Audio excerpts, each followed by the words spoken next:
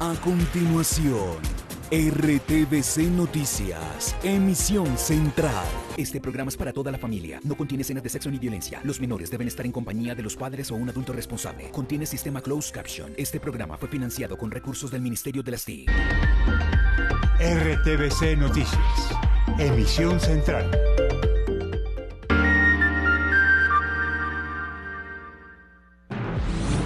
La retractación de Jonier Leal en plena audiencia se contradijo y aseguró que no asesinó a su mamá y a su hermano.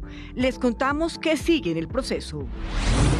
Es inminente la eliminación del tapabocas en Colombia, anticipó el Ministerio de Salud. Hablamos con expertos. Complicado panorama en varias regiones por las lluvias. Completo informe con nuestros corresponsales. El río Magdalena tiene en alerta a varios municipios ribereños. En Honda ya iniciaron los desbordamientos. Otra vez los problemas con el PAE. En Atlántico los estudiantes se desmayan del hambre. La Fiscalía explicó en qué se basó para afirmar que Freddy Rincón iba al volante de la camioneta siniestrada.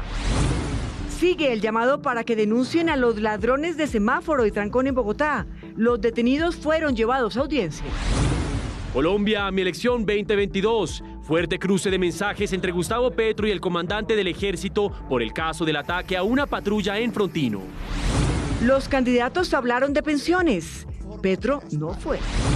Y tenemos momentos. La gira de Petro por Boyacá y la confesión de Enrique Gómez. Claro que yo vengo con la camisa marcada, porque si no, no me dejan entrar ni siquiera al edificio, nadie me conoce, no me importa. Lo importante es el poder de las ideas. El huevo está muy caro. Y lo peor es que los productores dicen que no bajará. Atención en Bogotá. Cambiaron las fechas de los pagos de impuestos por problemas en el sistema. Guerra de Ucrania. La ONU evalúa las pruebas de los crímenes de guerra por parte de Rusia. Día de la Tierra. El calentamiento global es el principal reto para esta generación. Y en deportes, el emocionante video de Egan habla de su accidente y dice que a pesar de todo, sigue en la ruta. Y hoy es viernes de cantar con la boca llena y estrenamos el test. ¿Qué sopa sería según sus gustos musicales? No se pierdan nuestro primer invitado y tampoco se pierdan nuestro libro recomendado desde la Feria del Libro de Bogotá.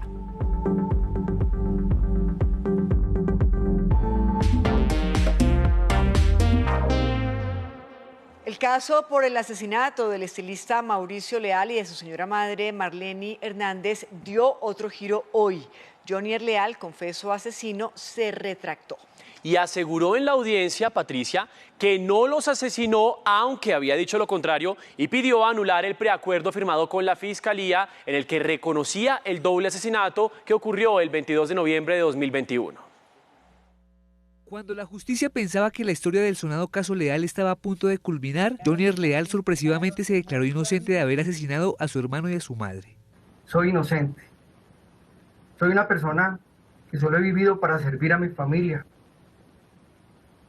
para servir a mis hijos, para servir a una sociedad.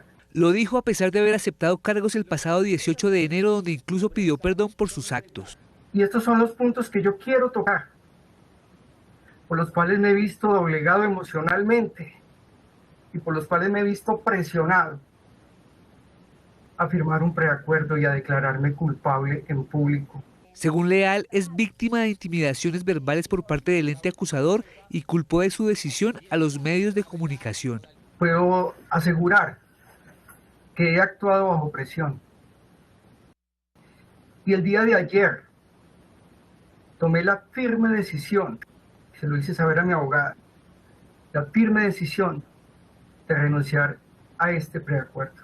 La retractación le da un giro a este crimen que conmocionó a Colombia. La muerte de Mauricio Leal afectó a los famosos del país, pues era el peluquero de modelos, presentadoras y artistas. La primera versión que circuló, impulsada por el propio Jonier, fue un suicidio. Pero la Fiscalía determinó que, según los investigadores, el asesino fue Jonier, quien atacó de manera brutal a su hermano y a su mamá y luego manipuló la escena para darle credibilidad a la versión del suicidio. Incluso, dice la Fiscalía, el propio Jonier envió un mensaje de audio en medio de su coartada.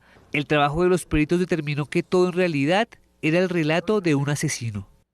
A pesar de la nueva versión del confeso asesino, el caso debe seguir su curso. Consultamos a expertos penalistas para conocer las opciones de las próximas audiencias. El 20 de mayo, la jueza del caso Leal deberá definir si acepta o no la retractación en el preacuerdo que había realizado Jonier Leal y la Fiscalía. Él tiene que acreditar cuáles presiones. Él tiene que mostrar qué es lo que afectó su voluntad y eso no lo ha hecho en la audiencia. En este caso, Jonier solo puede retractarse del preacuerdo, más no del allanamiento de cargos, según el abogado Francisco Bernate. Los allanamientos son irretractables, pero los acuerdos, como son básicamente consensos entre la Fiscalía y el acusado, sí son susceptibles de retiro, tanto por la Fiscalía como por la defensa o por el mismo acusado. Para el abogado de las víctimas, esto es una insensatez. Ahora, la Fiscalía va a radicar muy seguramente el escrito de acusación en los próximos días. No va a hacer ninguna negociación con Jonier Leal. Le corresponde al juez negar cualquier intención de preacuerdo y dar por finiquitado ese evento y continuar con el proceso judicial. Jonier Leal, sin un preacuerdo de por medio, podría llegar a pagar una pena de 45 años de cárcel de ser hallado culpable.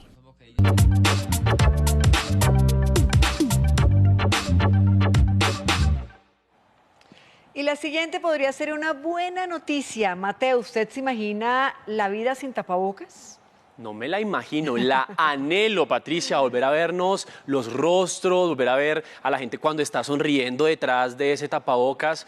Por favor, lo anhelamos yo creo que todos. No lo dudo, es que hoy el Ministerio de Salud anunció que si las cifras de contagio y de muertes se mantienen a la baja, van a quitar la mascarilla. Lo que llamamos normalidad está cada vez más cerca. Y también urge el tema ambiental, pues los tapabocas, recordemos, son desechables. El ministro de Salud, Fernando Ruiz, destacó que Colombia completó 2 semanas con números bajos en contagios y mortalidad. Esas cifras positivas abren la posibilidad para que la obligación del uso de tapabocas en espacios cerrados sea abolida, como ya ocurrió en gran parte de Estados Unidos y varios países europeos. Sin embargo, especialistas creen que aún no es el momento de retirar el tapabocas en espacios cerrados. Y menos en transporte público y transporte aéreo. Esto teniendo en cuenta que hay una circulación muy importante del virus SARS-CoV-2. Otro soporte para la decisión son las recomendaciones de la Organización Mundial de la Salud, que dice que los países con porcentajes altos de vacunación podrían iniciar el desmontaje de la medida. Actualmente, Colombia acumula el 83% de su población con al menos una vacuna y 70% con 2 dosis. Aquí hay que tener presente adicionalmente que en el país hay muchos municipios que tienen una cobertura menor al 70%, aún cuando hay un buen avance en el Plan Nacional de Vacunación. Otra de las medidas es que el reporte de contagios y personas vacunadas dejará de ser diario y pasará a publicarse de manera semanal. En varios países la medida del tapabocas obligatorio ha sido levantada, especialmente desde cuando pasó la ola de contagios por la variante Omicron hace 3 meses. Aunque el 2022 comenzó en medio de una alerta global a causa de la variante Omicron, los 3 siguientes meses mostraron una tendencia a la baja en la cantidad de contagios y decesos relacionados con el COVID-19 en el mundo. Por eso muchos países levantaron la emergencia sanitaria y relajaron las restricciones, entre ellas la más notoria es la del uso de la mascarilla, que en países como España ya no es obligatorio en espacios interiores, salvo contadas excepciones. Hombre, 2 años con la mascarilla, pues bueno, las personas ahora ya nos podemos ver la sonrisa otra vez, las expresiones, podemos hablar con más naturalidad sobre todo eso y ya te sientes más libre, claro. Al igual que España, la gran mayoría de los países europeos han levantado ya la medida, pero también en América, países como Brasil, Paraguay y Estados Unidos han relajado esta restricción. En Estados Unidos en particular, una jueza declaró ilegal la obligación federal de llevar tapabocas en el transporte público. Por eso las aerolíneas actualizaron inmediatamente sus reglas y dejaron el uso de la mascarilla como algo de libre elección. Me gusta, hombre. Siempre debería haber dependido de cada persona usar o no la máscara. Nunca debería haber sido obligatorio. La Organización Panamericana de la Salud advirtió que la pandemia del COVID-19 aún no ha concluido y pidió no bajar la guardia, pero admitió que cada país puede tomar sus propias decisiones respecto a su manejo de las restricciones sanitarias. Además, instó a las personas a completar su esquema de vacunación. En Palmira, Valle del Cauca, se rompió el jarillón del río Cauca. Cerca de 300 hectáreas de cultivos resultaron afectadas. El daño también provocó el cierre de la carretera que comunica al municipio con el resto del departamento. Carlos Gutiérrez, los saludamos. Muy buenas noches. Adelante con los detalles. Hola, muy buenas noches. Pues bien, la alcaldía de Palmira está haciendo la intervención para taponar esa fractura del dique. A esta hora la alcaldía a través de la Oficina de Comunicaciones ha enviado un comunicado en el cual en las últimas 50 horas el río ha disminuido cerca de 1 metro, lo que facilita el taponamiento efectivo de la ruptura del Jarillón. Esa ruptura tiene aproximadamente unos 40 metros y a esta hora también un albergue temporal. Algunas de las personas que fueron evacuadas permanecen en ese refugio donde se les está entregando ayuda humanitaria. La fuerza de las aguas rompió el Jarillón del río Cauca en el sector Paso de la Torre cerca a Palmira. 70 personas fueron retiradas de sus casas porque se inundaron. En el momento pues el río está saliendo sobre el Paso de la Torre hacia Rosso, ¿no? En el momento vengo desde Viges, vengo pues también a lo que ustedes vienen a mirar cómo está esto. El agua también afectó 300 hectáreas de cultivos de caña de azúcar y cilantro. Queremos también llamar a la solidaridad de toda la comunidad y a continuar con ese apoyo tan grande que en este momento nos está dando el sector privado, la Gobernación del Valle, solicitar un apoyo especial de la CBC. Con ayuda de maquinaria, las autoridades tratan de cerrar la fractura del dique.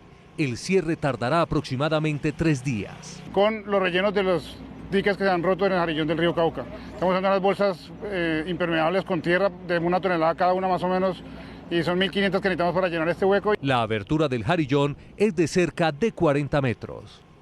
Con las constantes lluvias, el nivel del río Magdalena sigue en aumento. Los municipios del sur del Atlántico están en alerta por posibles desbordamientos y vemos en el mapa que uno de ellos es Suana. Y es que solo en esta área, según las autoridades, ha aumentado más de 6 metros el caudal del río.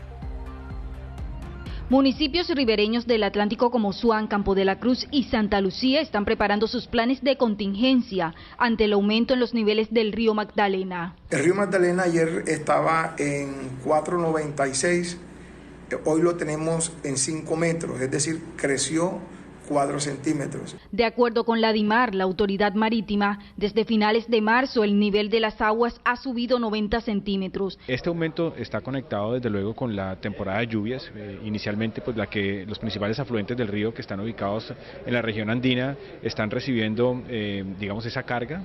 Con el nivel del agua la preocupación también aumenta, en especial en Suán, ya que necesitan construir 1.100 metros de muro de contención. A nosotros nos pasa el río Magdalena de frente a menos de 150 metros lo tenemos y también nos baña por el canal del dique que fue donde ocurrió el desastre del año 2010. Para evitar posibles desastres, el mandatario pidió respaldo del gobierno nacional. Por otro lado, en Puerto Wilches, Santander, continúa la alerta roja por posibles crecientes súbitas. Las lluvias de más de 10 horas, por supuesto, han afectado a la población y hay 8 municipios en riesgo. No obstante, hace unos días fue cerrada una de las aberturas del Jarillón. En total fueron 3.000 hectáreas de tierra inundadas y 10.000 cabezas de ganado afectadas. Además, más de 1.000 familias resultaron damnificadas por el desbordamiento del río Magdalena. Y otro punto crítico a lo largo del Río Grande, la más reciente emergencia sucedió en Honda, Tolima, donde el nivel ya es de 8 metros. En la zona ribereña viven cerca de 200 familias que están en alto riesgo. Este es un reporte de Jesús Díaz, periodista de la Radio Nacional. En alerta se encuentran los municipios ubicados a orillas del río Magdalena por la creciente que presenta su paso de los municipios de Honda, La Dorada, Puerto Boyacá y Puerto Berrío. El municipio de Honda, Tolima, se mantiene en alerta roja. El mayor Luis Vélez de la Defensa Civil dijo que el nivel del agua alcanzó a subir a 8 metros con 46 centímetros, llegando a afectar a unos 6 barrios que se encuentran ubicados cerca de este afluente. Continúa aumentando el nivel del río Magdalena, estamos a 30 centímetros de la cota máxima de desbordamiento. Ayer hubo afectación en el sector de El Malecón, donde hay unos restaurantes, el agua también ingresó a estos sitios y pues estamos atentos al monitoreo. Mientras tanto, las autoridades de gestión de riesgo invitaron a la comunidad y pescadores del sector a estar en alerta. Al momento no hay reporte de pérdidas humanas ni daños materiales.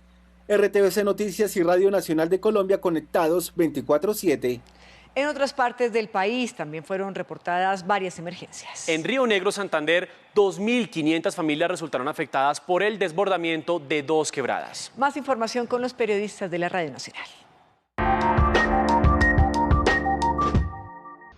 En Santa Bárbara, Antioquia, un adulto mayor de 67 años perdió la vida tras ser sepultado por una luz de tierra. Con esta nueva víctima asciende la cifra de 22 personas fallecidas por las fuertes precipitaciones en el departamento de Antioquia. En Medellín van 116 emergencias atendidas por el Cuerpo de Bomberos.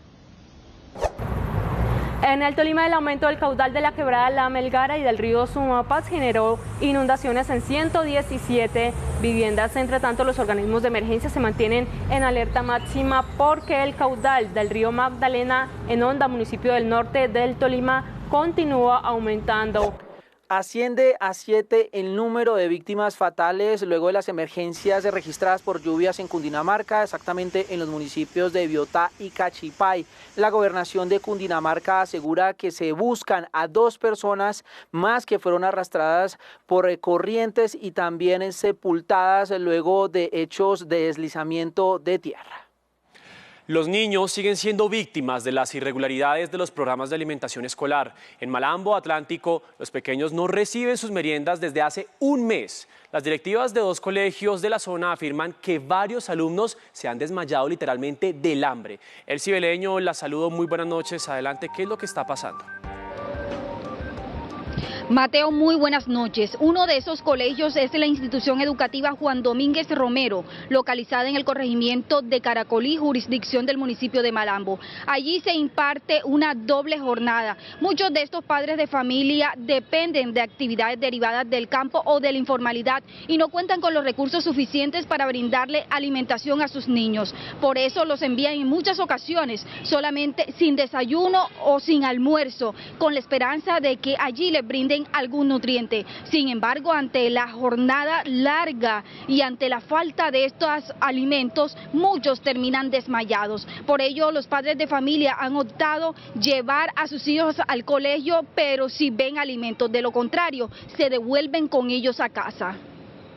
Hace aproximadamente un mes que no llega el suministro de alimentos para la población estudiantil de la institución educativa técnica agrícola Juan Domínguez Romero, comunidad en su mayoría de bajos recursos económicos. Puesto la entidad que estaba prestando el servicio de alimentación a estudiantil se suspendió hace un mes. La situación es tan crítica que varios niños se han desmayado del hambre. Vienen sin comer, duran hasta las tardes, 5 de la tarde, sin comer, sin almorzar. Y les da bajones de azúcar, se les baja la temperatura y se desmayan. Les ha tocado buscar donaciones para garantizar la alimentación de los alumnos. Generalmente había niños que iban y me decían a mí, señor, lo que quede me lo llevo, y sí se lo llevaban. Yo se los empacaba, si quedaba cucayo, si quedaba algo se lo llevaban, porque esa era la comida con que ellos contaban. Esta población pide ayuda para que el gobierno departamental y nacional les brinde apoyo. Y ante la polémica que ha generado la investigación sobre el accidente en el que murió Freddy Rincón, la Fiscalía explicó el proceso de recolección de evidencias y ratificó que el exfutbolista era quien iba manejando el vehículo y que no llevaba bien puesto el cinturón de seguridad. La línea de tiempo de la investigación está basada en el análisis de 17 cámaras de seguridad y en los testimonios de las personas que atendieron la emergencia. Estas 849 evidencias están establecidas en evidencia relevante de 10 videos tomados a cada uno de los puntos donde se observó el vehículo. Según un perito forense, hay una razón del por qué la persona que iba como acompañante quedó con vida. Van a decir, ¿y ella por qué sobrevive? ¿Sobrevive por qué? Porque el cinturón de seguridad lo tenía muy bien ubicado. Sobrevive porque es una persona delgada. Cuando se comprime el vehículo, el habitáculo pues hace que ella pueda caer perfectamente y no se generen mayores lesiones. Mientras tanto, la familia de Rincón se niega a creer a partes de lo que ha arrojado la investigación. Algo ahí está pasando que sinceramente no sabía qué decir, pero algo está pasando que no es correcto. La vicefiscal anunció que el proceso continúa.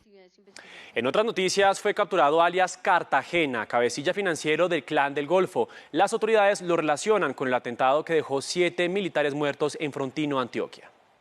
Pasaron más de 48 horas para que los cuerpos de los soldados asesinados en Frontino pudieran ser trasladados a Medellín. Las malas condiciones climáticas no lo habían permitido. También siguen apareciendo más imágenes que recalcan la crueldad del ataque terrorista del Clan del Golfo, grupo delincuencial que en las últimas horas recibió un golpe por parte de la fuerza pública. En Mutatá, Antioquia, fue capturado uno de sus presuntos cabecillas, alias Cartagena. Le rendía cuentas directamente a alias Richard, cabecilla principal de esta subestructura criminal del Clan del Golfo, por quien además se ofrece una recompensa de hasta 150 millones de pesos para quien suministre información. El delincuente era el encargado de manejar las finanzas de la estructura criminal Edwin Román Velázquez del Clan del Golfo, la misma a la que las autoridades le atribuyen el atentado terrorista en Prontino, Antioquia, que dejó 7 militares muertos. Y en Ciénaga Magdalena sigue aumentando el número de personas desplazadas por los enfrentamientos entre grupos armados ilegales. 800 personas abandonaron sus viviendas. Este es un informe de Yomar Navarro, periodista de la Radio Nacional. La alerta por la presencia del material bélico en esta zona de la Sierra Nevada fue elevada por una comisión técnica de verificación de la Defensoría del Pueblo. El hallazgo de estos artefactos y los continuos combates entre grupos armados al margen de la ley han ocasionado el aumento del número de familias desplazadas hasta el casco urbano del municipio de Ciénaga en el Magdalena. En las últimas horas ya suman 287 familias. Se pudo establecer que a lo largo de la vía de acceso se encuentra material bélico sin explotar. De la misma forma, varias personas en el sector de las Guacamayas y en la vereda La Secreta se quedaron a proteger sus bienes y prefirieron enviar a niños y mujeres al municipio de Ciénaga. La Defensoría también hizo un llamado a la institucionalidad del Estado porque las víctimas requieren de atención humanitaria urgente. Radio Nacional de Colombia y RTVC Noticias, conectados 24/7. En noticias de Bogotá, la víctima de los ladrones en la calle 100, allí en la capital del país, hizo la denuncia ante las autoridades. Asimismo, la policía reveló que se presentaron 4 víctimas más de esos delincuentes. La legalización de la captura está pendiente y a los detenidos se les van a imputar los delitos de hurto agravado en concierto y lesiones personales. Según las autoridades, ya fue hecha la denuncia contra los 3 asaltantes, quienes tienen anotaciones judiciales. La Fiscalía invitó a las personas a compartir las grabaciones realizadas con los celulares y con las cámaras de seguridad de establecimientos comerciales. Esto le sirve a la Fiscalía para llevar ante un juez con función de garantía la materialidad del hecho. Este es el punto exacto donde una ciudadana que manejaba su vehículo particular color negro fue interceptada por 3 delincuentes que pretendían hurtarle todas las pertenencias que tenía dentro del vehículo por la ventana. En ese momento ella se asusta y se estrella contra un carro color gris, esa camioneta que incluso permite o provoca la fuga de los atracadores que huyen corriendo hacia ese sector. Justamente uno de ellos está de color rojo. Hemos logrado la captura de estos delincuentes que van a ser judicializados para que respondan por los delitos cometidos. Y es que este es el punto exacto que recorrió el vehículo particular color gris de placa ZYV 978, que enseguida recoge a los delincuentes y empieza a emprender su huida hacia el occidente de la capital del país. Al emitir este video por un ciudadano en Bogotá, permite que minutos después los delincuentes sean capturados. El ente acusador anunció que la audiencia de imputación de cargos se realizará en el transcurso del día. En Kennedy, sur de Bogotá, las autoridades capturaron a 2 personas que también usaban un carro particular para cometer asaltos. La banda estaría integrada por 4 supuestos delincuentes, señalados de varios robos a mano armada. Este es el momento en el que un grupo de hombres escapa en un vehículo por una de las calles del barrio Palenque de Kennedy luego de asaltar a una mujer con arma traumática. Un transeúnte y un conductor intentaron detener la fuga. Son delincuentes organizados, son bandas y estructuras. En la noche de ayer, los señalados atracadores volvieron a robar. Esta vez intimidaron con un arma a 3 jóvenes. Tras los llamados de auxilio, la policía e integrantes de la comunidad se unieron en la persecución. 36 cámaras como estas que son ubicadas por los residentes fueron claves para lograr la identificación de estos hombres. 2 personas fueron capturadas. Los detenidos tenían 2 celulares robados y una pistola. También tenían un vehículo aquí en este sitio lo tenían prendido y listos para darse a la fuga. Estas personas días antes en la jurisdicción del barrio Timiza habían cometido unos hurtos. Tenemos videos de estos hechos. Durante 2021 fueron reportados 1.991 casos de hurtos en los que los delincuentes usaron vehículos particulares y taxis para cometer los ilícitos. En Buga la Grande, Valle del Cauca, una estación de policía fue atacada con explosivos. En el hecho no resultaron personas afectadas. Más noticias en el siguiente panorama informativo. En la mañana de este viernes, un bus de una ruta escolar colisionó contra un árbol. El saldo de esta situación dejó a 7 personas heridas, 5 menores de edad y 2 adultos. En norte de Santander, las autoridades anunciaron un nuevo comando específico que vigilará la zona de frontera para tener control de los puestos limítrofes, las trochas y los pasos. La noticia que se registra en el Catatumbo tiene que ver con la liberación de la docente Yulema Sánchez, quien fue retenida de manera forzada por 2 hombres que la interceptaron al salir de la institución donde trabaja en zona rural del municipio de Convención. El bloqueo que se presenta en la vía que comunica al municipio de Puerto Gaitán en el Meta con el departamento del Bichada por parte de la comunidad indígena Barulias de la población sicuani le exige al gobierno nacional respetar su permanencia en sus tierras, pues denuncian que varias empresas agropecuarias privadas afirman ser las propietarias legales de más de 16.000 hectáreas de estas tierras.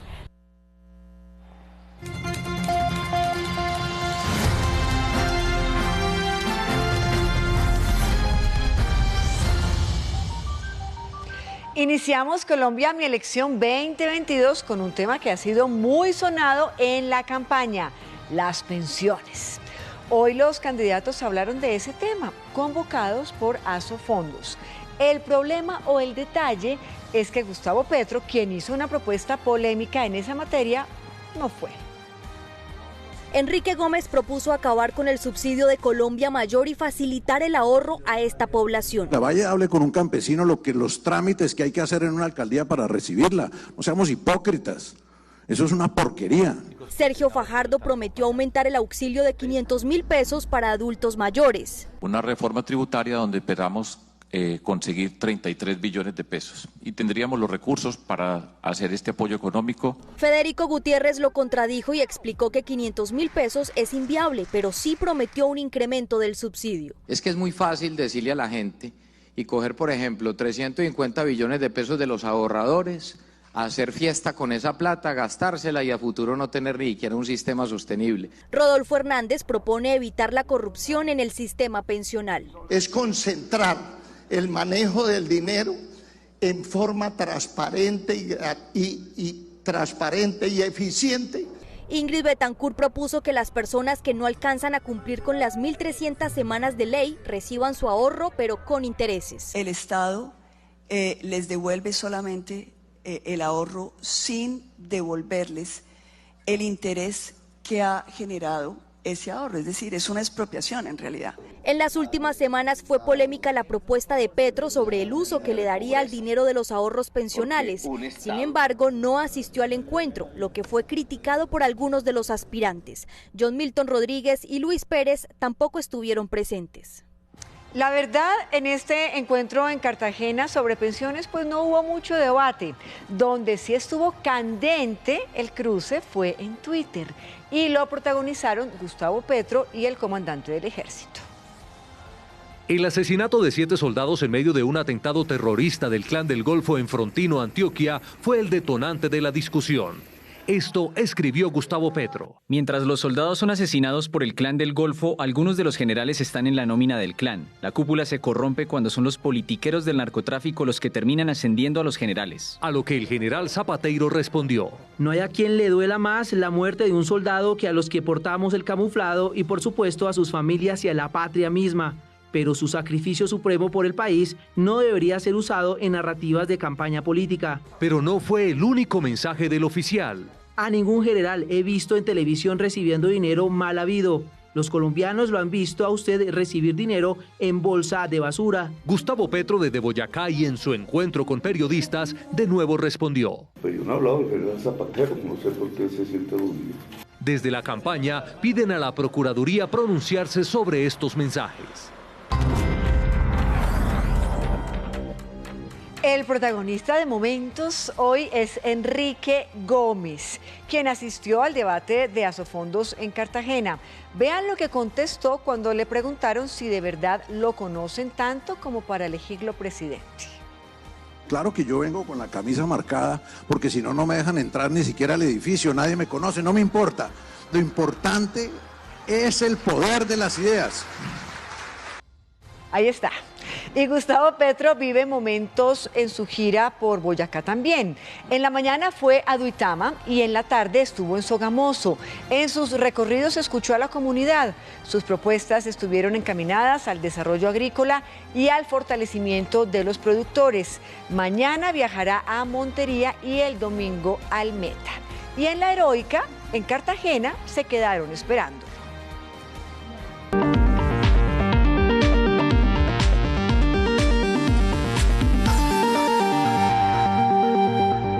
Con las nuevas decisiones de China relacionadas con las restricciones por COVID-19, miles de buques permanecen bloqueados en los principales puertos de ese país. Se esperan consecuencias en las próximas semanas en todos los mercados del mundo, incluido el colombiano.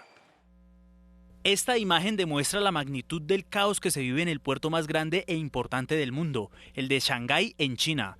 Son miles de buques de carga con millones de contenedores repletos de toneladas de mercancía de todo tipo, represados por las restricciones ante el reciente rebrote de COVID-19. Una parte muy importante del comercio mundial, por supuesto, depende justamente de ese comercio originado en China. Naturalmente podría tener impactos adicionales en materia de crecimiento. El riesgo para la economía mundial sigue latente. El aumento de precios en insumos y materias primas tiene en jaque a la inflación en los países que importan productos desde China. La mayoría de países ya están en una actividad normal y están demandando servicios, productos, bienes, materias primas, insumos.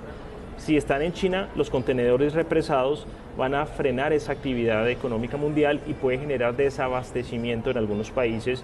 Los expertos afirman que esta incertidumbre agrandaría el impacto que generó la guerra entre Rusia y Ucrania y la crisis de contenedores con la que inició 2022. El aumento en los precios de la carne obligó a millones de colombianos a migrar al consumo del pollo y del huevo. El problema es que estos alimentos también están al alza. Dicen los productores que el precio del huevo, escuchen bien, no bajará hasta final de año. El precio del huevo solo comenzaría a bajar hasta finales de año según el gremio productor. Los colombianos seguirán pagando una unidad AA por encima de 500 pesos. La razón, la demanda de consumo aumentó 12% y la oferta en las tiendas y comercios bajó 6%. Con el agravante que los precios altos causaron que muchos avicultores no tuvieran la plata para reponer algunas de las aves que se murieron. Según el DANE, entre marzo del año pasado y marzo de este año, el precio del huevo aumentó 32%, una cifra que en las tiendas de barrio la gente comprueba a diario. No, su merced, eso está muy alto, eso los huevos, ya un huevo 600, ya no se puede comer huevo. Súper altos, incomprables. En cuestión de meses ya ahorita está casi a 600. El pollo tampoco es la excepción. Estamos viendo que la gente está consumiendo menos carne de res y se están yendo a pollo. En promedio, un colombiano consume 325 huevos y 32 kilos de pollo al año. El calendario tributario en Bogotá fue aplazado. Esto luego de las fallas en el sistema para descargar y pagar los impuestos predial y vehicular. Las autoridades decidieron dar más plazo a los contribuyentes mientras solucionan esos problemas técnicos. Los contribuyentes de Bogotá tendrán hasta el 24 de junio para pagar el impuesto predial con descuento y el plazo para pagar sin sanción finalizará el 29 de julio. Las personas que ya recibieron la factura en forma física, que ya llevamos cerca de 250.000, o las personas que ya descargaron la factura, pueden pagar en el plazo establecido en esa factura. En el caso del pago del impuesto de vehículos sin sanción, el plazo irá hasta el 12 de agosto y con descuento hasta el 15 de julio. No es requisito necesario inscribirse en la oficina virtual. Entre enero y abril de este año, Bogotá ha recibido cerca de 500.000 pagos y ha recaudado más de 727.000 millones de pesos por impuesto predial. Estamos un 22% por encima de lo recaudado anteriormente. En la página de la Secretaría de Hacienda se puede descargar la factura del impuesto predial y a partir del 27 de abril disponibles para descargar las del impuesto vehicular.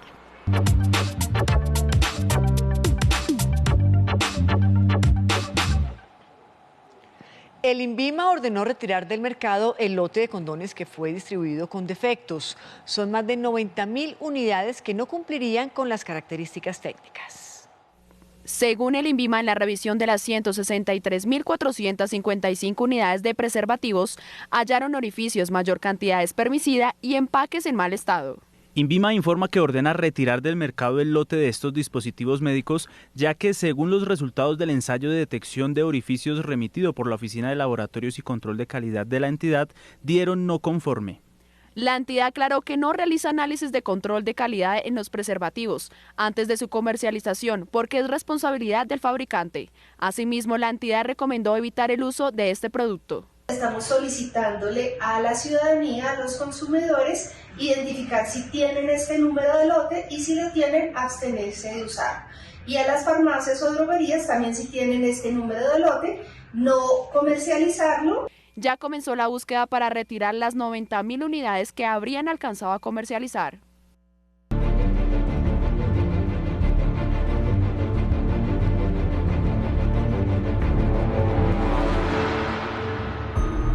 Momento para una actualización sobre la invasión a Ucrania. La Oficina de la ONU para los Derechos Humanos evalúa evidencias crecientes de crímenes de guerra en Ucrania.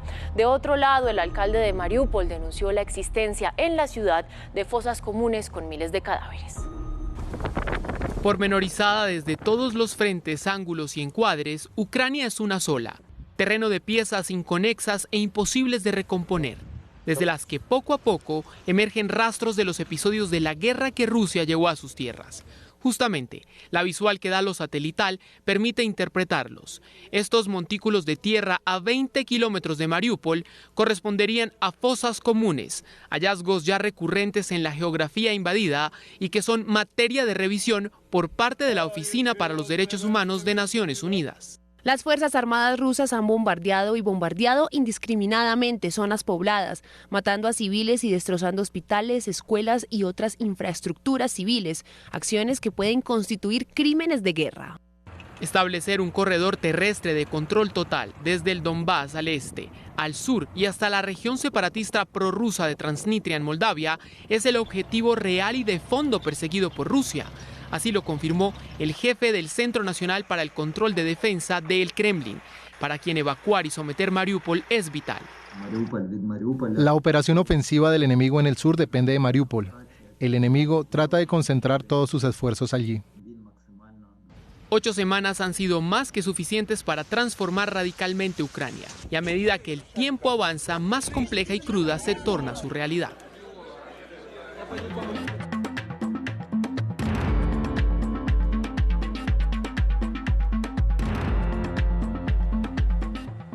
Hoy se celebra el Día Mundial de la Tierra. A propósito, el Servicio de Vigilancia Meteorológica de la Unión Europea reveló que el planeta enfrenta una tendencia alarmante por el incremento de la temperatura. Según el programa científico, los últimos 7 años han sido los más calurosos. El planeta como hábitat, como hogar de millones de especies, entre ellas la humana, es uno cada vez más caliente. Como dejando un registro uno más crudo que el anterior de lo que ocurre con su equilibrio, sequías, lluvias, incendios, deshielo, extremos todos, son el lenguaje del globo para confirmar su cambio climático. Copernicus, programa científico de la Unión Europea cuyo foco es el monitoreo de esa variación en la temperatura, identificó en su más reciente informe un patrón de elevación térmica en áreas terrestres y marinas, haciendo de los últimos 7 años los más calientes desde que se tiene registro. Entre 1,1 y 1,2 grados es el último aumento inventariado. Dióxido de carbono y el metano, presente en mayores concentraciones a nivel atmosférico, comparado con la bisagra temporal entre 1850 y 1900, plena era preindustrial, tendrían una relación causal con esa tendencia al alza. Llevarla a pique solo depende del gradual desuso y no dependencia del petróleo, gas y carbón por parte de la humanidad.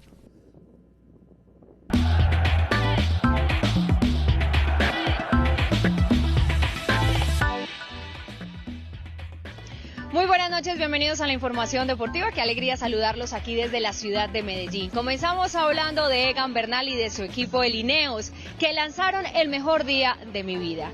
Se trata pues de todo el relato del ciclista, de su situación y del accidente que tuvo el 24 de enero. Además, Egan envía un mensaje muy alentador a los fanáticos del ciclismo. Era lo único que sentía, que no podía respirar. Cuando llegó el doctor, tuvieron que enderezar el fémur porque se había roto, y para que dejara de sangrar internamente, pues me tuvo que acomodar el fémur. La fecha, 24 de enero de 2022. Ese día, Egan Bernal se encontró con el reto más grande de su vida en una carretera colombiana. 3 meses pasaron, el aliento permaneció, al igual que la energía, y las ganas de subir a la bicicleta continuaron intactas. Cuando ya me desperté, y allá en ese momento me empezaron a contar lo que había pasado, pero pues digamos que en sí yo no tuve que vivir esa angustia de saber que tal vez iba a entrar a la cirugía e iba a poder perder la movilidad, ¿no? En el camino hay una nueva visión de vida. Amigos, familia y seguidores son la base de sus retos. Es el mejor día de mi vida, ha sido el mejor día de mi vida. El poder montar en bicicleta después del accidente y poder hacerlo con mis amigos, con mi familia, con mi mamá. Y también está su equipo, que no bajó los brazos para ser parte de su proceso de recuperación. Me decían, lo más importante es que quede bien usted como persona, y luego pensamos a que quede bien como ciclista. Y es como la segunda familia. Camina con la ayuda de un bastón, pero su cuerpo le pide ser el Egan de antes sobre la bicicleta. Esa que tantas alegrías le dio y que seguramente lo ayudará a conseguir más triunfos. Gracias, y que hay Egan para rato, que espero volver a competir, que me esperen ahí porque voy a volver. Y seguimos con más información deportiva, contándoles que hoy estamos originando nuestra sección en la celebración de los 75 años de Atlético Nacional. El equipo que ha conseguido 2 Copas Libertadores, además en el fútbol colombiano también ha conseguido 16 títulos en total. Son 30 títulos en toda su historia. Por eso hoy nosotros, RTVC Noticias, los acompañamos y los felicitamos. Pero cambiamos de tema, ahora hablamos de tenis, porque muy bien por un lado y no tanto por el otro, porque Daniel Galán sigue avanzando en la Florida, pero por otro lado, pues hay que decir que Cabal y Farah quedaron eliminados en Barcelona. El santanderiano Galán sigue demostrando su buen momento en los Estados Unidos y ya alcanzó la semifinal del Challenger de Tallahassee en Florida.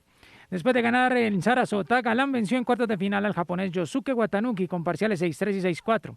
Ahora buscará el tiquete de la final enfrentando al ganador del encuentro ante los locales Michael Moch o Alexander Kovacevic. Por otro lado, Robert Farah cayó literalmente al lado de su compañero Juan Sebastián Cabal en el ATP 500 de Barcelona, en el partido por los cuartos de final ante los alemanes Kevin Kravitz y Andreas Mais con parciales 6-4 y 7-5. Aunque tuvieron buenas jugadas, finalmente los alemanes lo superaron en 2 sets, y así los colombianos no podrán defender el título conseguido en 2021.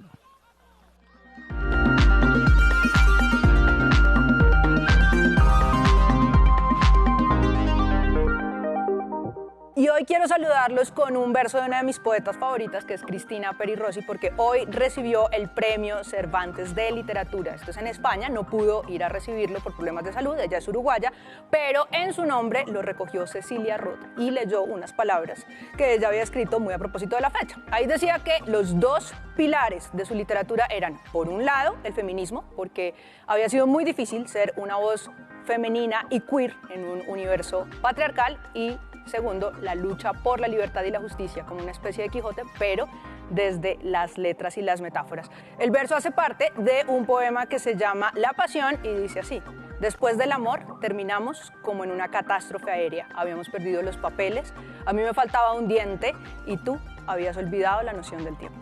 También les cuento que hoy está de cumpleaños Jack Nicholson, cumple 85 años y Lord Cultura Juan Sebastián Ramírez preparó una recopilación de las escenas más emblemáticas y más recordadas de sus películas. El actor masculino más nominado de la Academia y 3 veces ganador de los premios Oscar cumple 85 años.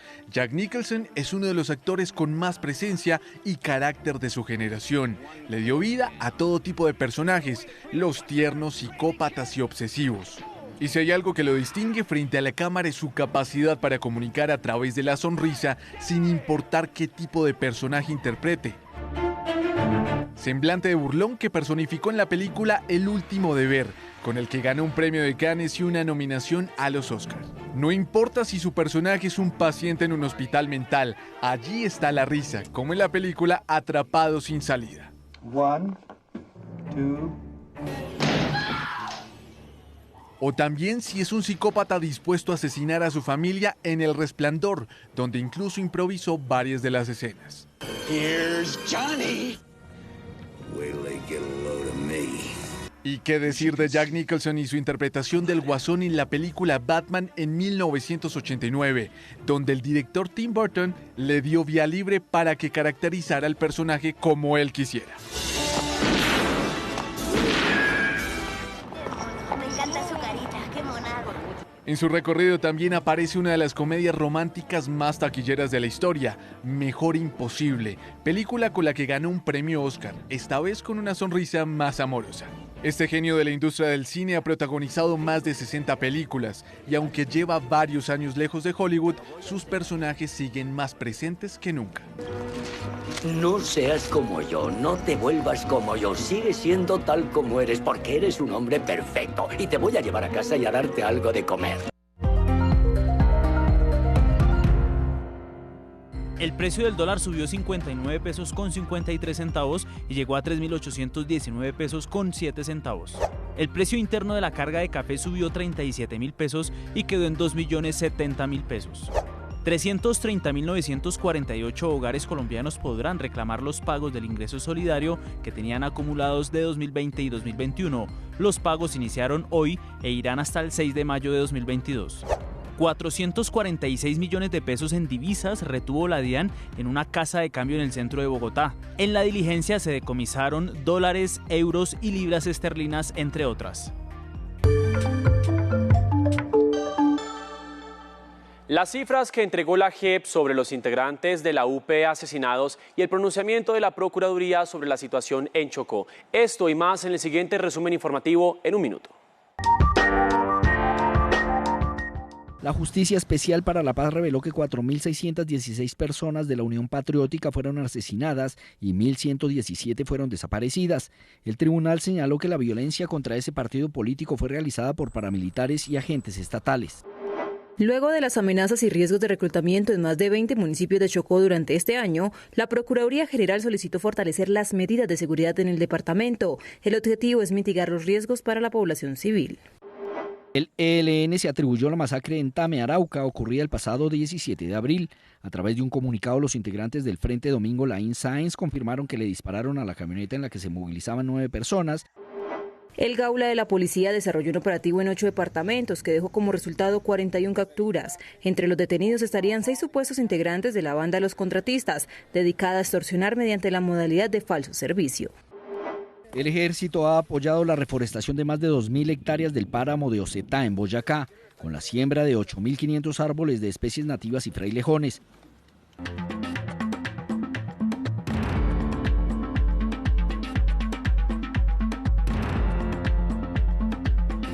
Atención a esta historia. En Nicaragua, la crisis política y económica ha llevado a muchos ciudadanos a buscar el sueño americano. Varios de ellos hacen cursos de natación como entrenamiento para enfrentar su travesía migratoria. Esta parece ser una clase de natación convencional en Estelí, la tercera ciudad más grande de Nicaragua, pero no lo es. Estos alumnos se preparan para algo más que nadar en una piscina. Estamos próximos a un viaje, yo y mi hija, entonces por eso hemos decidido tener un poquito de conocimiento. Por aquello, te encontrás en el agua, estás en peligro, al menos tener un poquito de conocimiento de cómo podernos defender. Darling Molina, de 38 años, espera emprender su camino por tierra, rumbo al norte para llegar a México y luego atravesar el río Bravo, fronterizo con Estados Unidos, donde varios inmigrantes centroamericanos indocumentados que van en busca del sueño americano han muerto en el intento. Por eso es indispensable para ella, como para el resto de los estudiantes del curso, que en su mayoría son madres solteras desempleadas, aprender a nadar como peces en el agua e instruirse en técnicas de supervivencia y primeros auxilios. En el cruce del río, mi mayor temor es no poder pasar. También llegar y enfermarme o tantas cosas que pueden suceder en el camino. Son muchos los miedos. El entrenador Mario Venerio tiene 30 años de experiencia y ofrece gratuitamente este curso a los nicaragüenses que desean migrar debido a la mala situación y la falta de oportunidades en su país. Están tomando esas medidas por lo que estamos viendo en el país, la economía. La economía está muy difícil, los trabajos están escasos y yo creo ellos que hacen eso por tener unas mejores condiciones para su familia. Desde las protestas de 2018 contra el régimen de Daniel Ortega, Nicaragua está sumergida en una crisis política y económica que se recrudeció con la pandemia. Y con ello la migración ha ido en ascenso. Tan solo en febrero de este año, 13.295 migrantes indocumentados fueron detenidos en la frontera frente a los 706 del mismo mes en 2021. El expresidente de Honduras, Juan Orlando Hernández, acusado de narcotráfico en Estados Unidos, compareció ante un juez de Nueva York y permanecerá detenido, al menos hasta la próxima audiencia que se realizará el 10 de mayo. Más noticias del mundo a continuación. Bélgica le concedió el asilo político con estatus de refugiado al expresidente de Ecuador, Rafael Correa. La decisión se dio a conocer un día después de que la justicia ecuatoriana solicitara formalmente la extradición de Correa, quien tiene una condena vigente de 8 años de cárcel por cohecho.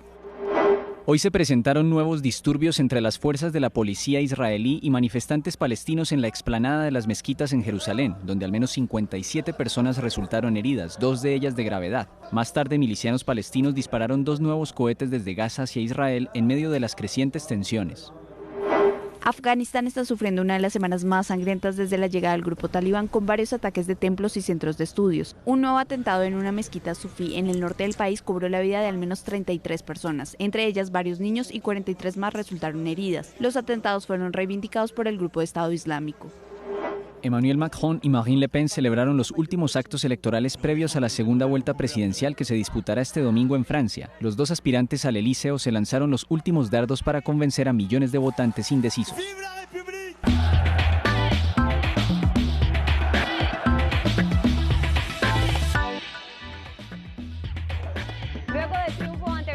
Ahora la selección Colombia femenina sub-20 tendrá que ganarle a la selección de Uruguay para poder conseguir un cupo al mundial de la categoría. Recuerden que este partido ustedes lo pueden disfrutar por nuestra pantalla de Señal Colombia el próximo domingo a las 3:30 de la tarde. Ellas motivadas por la victoria, Uruguay viene de caer, pero los 2 equipos tienen la misma necesidad, ganar a como dé lugar. Estamos conscientes de que es un equipo fuerte tanto colectivamente e individualmente. Y nada, estamos trabajando los partidos, trabajándonos física y mentalmente para lo que se viene. Después de golear a la Vinotinto, la tricolor se cree el cuento de que puede llegar al Mundial de Costa Rica. Tanto de las cosas buenas y malas siempre se aprende y nada, estamos en una carrera donde es una montaña rusa de emociones, donde hay momentos buenos y momentos malos. Hay que tomar cada experiencia para construir a nuestra vida. Y también entienden que están acá para divertirse, para gozar el fútbol y por supuesto para darle más ilusión a los colombianos. Todo colombiano quiere ganar y vamos a salir a ganar y vamos a tener la mentalidad de que vamos a salir con toda, no nos vamos a conformar con nada. La cita es el próximo domingo en esta pantalla para acompañar e ilusionarnos con las guerreras de Carlos Paniagua. Y Colombia consiguió medalla de oro en la Copa Naciones de pista de ciclismo. Por otro lado, Argentina y Brasil ya tienen fecha para el partido suspendido por eliminatorias. Y con muchísima más información, nosotros les damos paso al resumen deportivo del día. Brasil y Argentina deberán jugar el 22 de septiembre de este 2022 el partido por eliminatorias que se suspendió el pasado 5 de septiembre de 2021 por una intervención de la Agencia Brasileña de Vigilancia Sanitaria. La confederación de ese país deberá informar antes del 22 de junio la sede y horario del partido. La esperanza argentina es que el TAS determine que el partido no se juegue, ya que entre los argumentos expuestos figura que la selección fue víctima de una situación por la que puede exigir los puntos que se disputaban en el encuentro. El colombiano Cristian David Ortega conquistó medalla de oro en la prueba del kilómetro de la Copa de Naciones que se cumple en Glasgow, Escocia. En la final, alcanzó una velocidad de 59 km por hora para superar al francés Melvin Landerneau y quedarse con la máxima presea. Cafeteros de Armenia y Titanes de Barranquilla comenzaron con sendas victorias en la Liga Profesional de Baloncesto de Colombia. Los cuyabros vencieron a Tigrillos de Antioquia 87-78 y los barranquilleros superaron a Corsarios de Cartagena 95-78.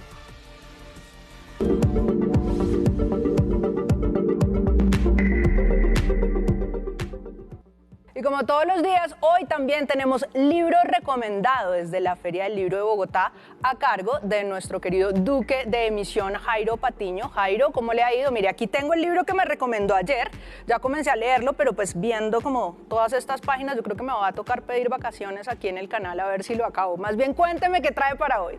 Hola Laura, pues me alegro mucho que esté siguiendo mis recomendaciones y ya esté leyendo al gran Ricardo Silva, pero ¿cómo le parece que hoy le tengo otro libro un poco grueso? Leonardo Padura escribió Como polvo en el viento, es su última novela, y así como yo sabía que a usted le privan los temas un poco del más allá, también sé que le encanta ese tema de la cultura cubana en Miami.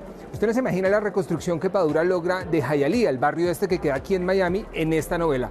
También los espacios de La Habana que reconstruye. Digamos que un poco el telón de fondo de este libro, para empezar a contar un poco de qué se trata, es la caída de la cortina de hierro. Usted sabe que cuando eso ocurrió, cambió todo en Cuba. Y de eso parte Leonardo Padura para construir una historia que es además una exaltación a la amistad. Entonces, ojo a las ciudades, Nueva York, Miami y La Habana. Todo esto está reconstruido y contado en este libro que, como los libros de Padura, suelen ser bastante inolvidables. Y claro, mucha música, como Polvo en el Viento, como la canción de Kansas, de todo eso va a encontrar aquí. Ahí le dejo a usted y a los televidentes esta recomendación. Continúe con mucho más a esta hora en RTVC Noticias.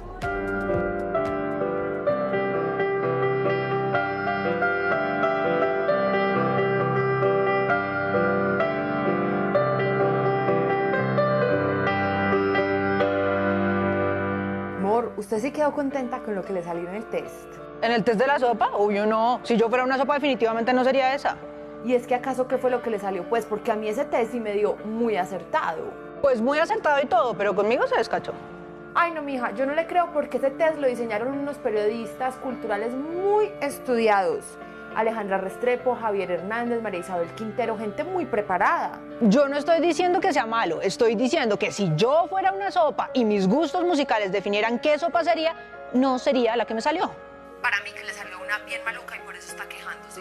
¿Qué va? Más bien, ¿sabe quién hizo el test y quedó contento pero medio confundido? ¿Quién? Mi papá adoptivo, Álvaro García, el gerente de RTVC. Ay, no me digas, ¿y qué sopa sería don Álvaro? Mote. Ah, pues muy de buenas, don Álvaro, porque el mote es de las sopas más chimbitas de la gastronomía colombiana. Ah, bueno, espectacular, me encanta el mote, pero yo quisiera escuchar de ustedes qué significa un mote en términos de gustos musicales como los que ustedes plantean.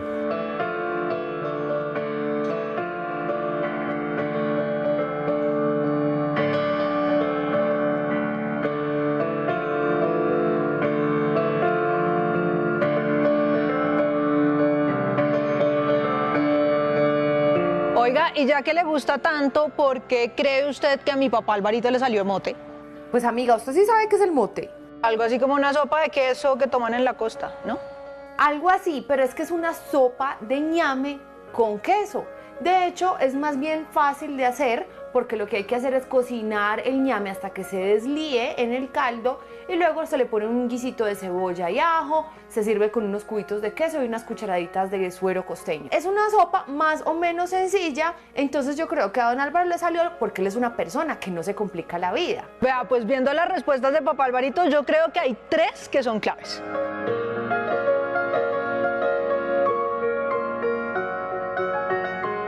Elija uno de los siguientes compositores para escuchar mientras lava la loza. A. Wolfgang Amadeus Mozart. B. Juan Gabriel. C. Bon Jovi. D. Shakira. Shakira. Ah, no, amiga, es que si don Álvaro lava la loza con Hips Don't Lie de Shakira, entonces él es un mote de queso porque en Barranquilla se baila y se come así.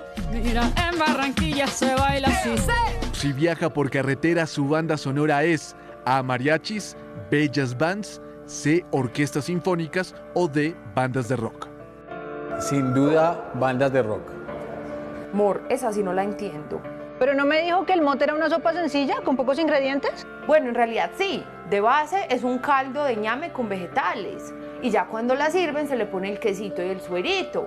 Ahora, no estoy diciendo que sea simplón, al contrario, estoy diciendo que con poquitos ingredientes se puede lograr algo delicioso. Pues ahí lo tiene. Las bandas de rock tienen pocos instrumentos a diferencia de una orquesta de salsa o de una big band. 4 o 5 por mucho. Batería, guitarra, bajo, teclados y voz. Y con eso suenan así de chévere. Pink Floyd, por ejemplo, que grabó The Wall, uno de los discos más poderosos musical y políticamente hablando, tenía solo batería, que la tocaba Nick Manson, teclados, que tocaba Richard Wright, bajo, que lo hacía Roger Waters, y la voz y la guitarra, que las hacía Syd Barrett. ¿Cuál de los siguientes instrumentos le hubiera gustado tocar? A. Violín, B. Ondas de Teremín, C. Armónica o D. Guitarra de fogata. Armónica, me parece espectacular. ay, esa armónica como le suena de divino a Don Lennon. ¿Cierto que sí? Y si no fuera por la armónica, esa canción no sería tan conocida ni tan popular. Aparentemente no es nada, porque suena un poquito y como con una melodía muy sencilla al comienzo, pero tiene toda la fuerza de la canción, como el ñame en el mote. Es que esa es la maravilla del ñame, no acapara nada, pero resalta todo. Muy de buenas, don Álvaro, que le salió esa sopa en el test. Yo soy Carmen Mandinga. Yo soy Laura Galindo M. Y esto es Cantar con la boca llena.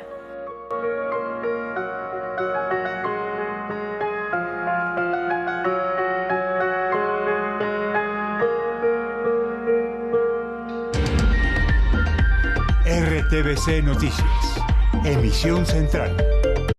El siguiente espacio fue asignado por el Consejo Nacional Electoral, según la resolución número 1781 del 5 de abril de 2022. Los colombianos hemos superado inundaciones, terremotos, pero lo que no hemos podido superar son los malos gobiernos que elegimos. No repitamos el error de votar por la continuidad de este mal gobierno, ni por un gobierno peor. Garantizo ser el revolucionario de las grandes obras para Colombia. Colombia merece ser potencia mundial y salir del subdesarrollo en que se encuentra. Garantizo Internet para todo Colombia. Que todos los colombianos tengamos Internet es el mínimo acto de justicia social. Internet en las partes más alejadas, en las carreteras, Internet para la seguridad del campo y de las vías.